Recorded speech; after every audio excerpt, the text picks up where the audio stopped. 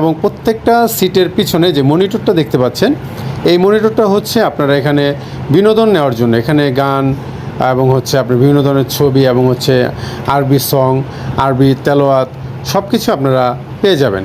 এবং আরও একটি আশ্চর্য ব্যাপার, সেটা হচ্ছে বিমানটা উপরে ওঠার পর এই বিমানটা বর্তমানে কোথায় অবস্থান করছে সব কিছুই আপনারা এই মনিটরের মাধ্যমে দেখতে পারবেন এবং জানতে পারবেন।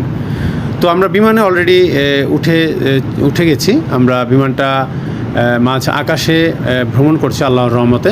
তো আপনারা দেখতে পাচ্ছেন আমি জানলার পাশ দিয়ে আমি ভিডিওটাকে ধারণ করেছি। আমরা বর্তমানে একদম মেঘের উপরে রয়েছি এবং এই মেঘের উপরে আমরা কিছু রোদ দেখতে পাচ্ছি। আমি যখন ভ্রমণ করেছিলাম তখন সন্ধ্যার সময়, কিন্তু এই মেঘের উপরে ওঠার পর আমরা দেখতে পাচ্ছি বেশ রোদ রয়েছে। আল্লাহর সৃষ্টি, আল্লাহর রহমত, আল্লাহর আসলে আবিষ্কার, এটা মানে ভাষায় প্রকাশ করার মতো নয়।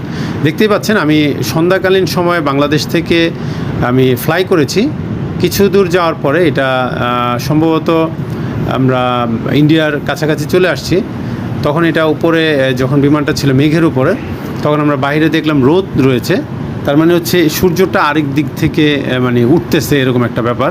তো কিছুক্ষণ পর আবার এই সূর্যটা চলে গেছে। যাক, আল্লাহর সৃষ্টি আসলে অনেক চমৎকার। তো এই দেখুন আমরা বিমানের ভিতরে আপনারা দেখতে পাচ্ছেন এখানে অবশ্যই কোয়ালিটিফুল বিমানবালা রয়েছে।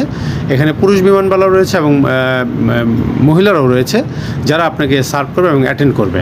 তো এখানে আমাদেরকে এই বিমানে আমাদের এই চেম্বারগুলোতে কিছু মহিলা বিমানবালা রয়েছে, তারা খুব সুন্দরভাবে অ্যাটেন্ড করেছে। বিমানে আমাদেরকে খাবার খেতে দিয়েছিল, সেই খাবারগুলো আমি আপনাদেরকে দেখাচ্ছি। সে খাবারের মধ্যে এখানে রাইস ছিল এবং হচ্ছে মুরগির মাংস ছিল, তার সাথে ভেজিটেবল ছিল, পনির ছিল, বিভিন্ন ধরনের আইটেমগুলো ছিল। এবং বিমানটা আপনারা দেখতে পাচ্ছেন অনেক বড় বিমান, আপনি বুঝতে পারবেন না যেটা বিমানের মধ্যে আপনি যা জার্নি করছেন। এ হচ্ছে খাবারের ডিশটা।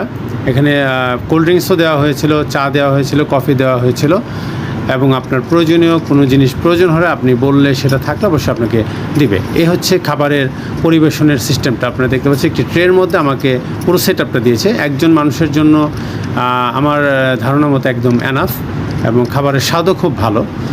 আর এই বিমানটা হচ্ছে basically Sri Lankan airlines, Sri Lankan management দ্বারা পরিচালিত। তো এই বিমানটাতে আমরা চড়ে বেশ কিছু অভিজ্ঞতা নিয়েছি। মানে বড় বিমানগুলোতে আসলে চড়াটা একটু ডিফিকাল্ট হয়ে যায়, তার কারণটা এর প্রাইস অনেক বেশি থাকে। তো এই হচ্ছে বিমানের অবস্থা, আপনারা দেখতে পাচ্ছেন। তো আমরা আসলে চেষ্টা করি যে আমাদের সম্পূর্ণ ভিডিওগুলো আপনাদের সাথে শেয়ার করার জন্য, প্রত্যেকটা স্টেপ। তো আমাদের সাথে থাকবেন এবং আমাদেরকে আপনারা লাইক শেয়ার দিয়ে কমেন্টস করে রাখবেন, যাতে আমরা আরও